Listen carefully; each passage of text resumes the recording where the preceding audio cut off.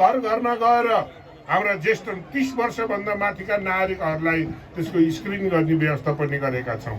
शिक्षाकै कुरो गर्दाखेरि डाक्टर पढ्नेलाई हामीले 1 लाख रुपियाँसम्म दिएका छौँ भनेदेखि इन्जिनियर पढ्नेलाई 40,000 रुपियाँ वर्षको दिने गरेका छौँ।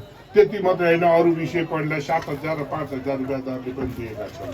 आज जुन विद्यालयबाट एससीमा कम्प्लिट पास हुनेलाई 4 लाख रुपियाँ दाम दिएका छौँ भनेदेखि हामीले 4 GPA ल्याउनेलाई 50,000 रुपियाँ दरले पनि दिएका छौँ। त्यसैले पूर्वाधारहरूमा कम हुन सक्छ, तथापि पनि नगरपालिकाको मात्रै रकम नभएर विभिन्न स्रोतहरूबाट रकम खोजेर ल्याउनेमा तपाईँहरूको इच्छा र आकाङ्क्षा र विकास निर्माणको लागि म अगाडि बढिरहेको पनि म जानकारी दिन चाहन्छु। यो नगर भीमढुङ्गानाको मात्रै होइन, हामी सबै नगरवासीको नगर हो।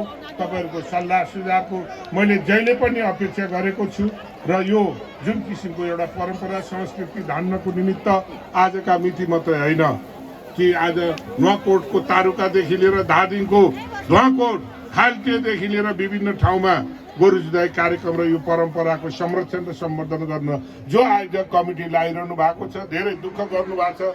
तपाईँ सबैप्रति हार्दिक धन्यवाद र आभार पनि व्यक्त गर्न चाहन्छु र हरेक वर्ष मलाई प्रमुख अतिथिको रूपमा तपाईँहरूले स्वीकार पनि गरेर राख्नु भएको छ। त्यसैले म धन्यवाद र आभार व्यक्त गर्न चाहन्छु र सोनाम लोसारको म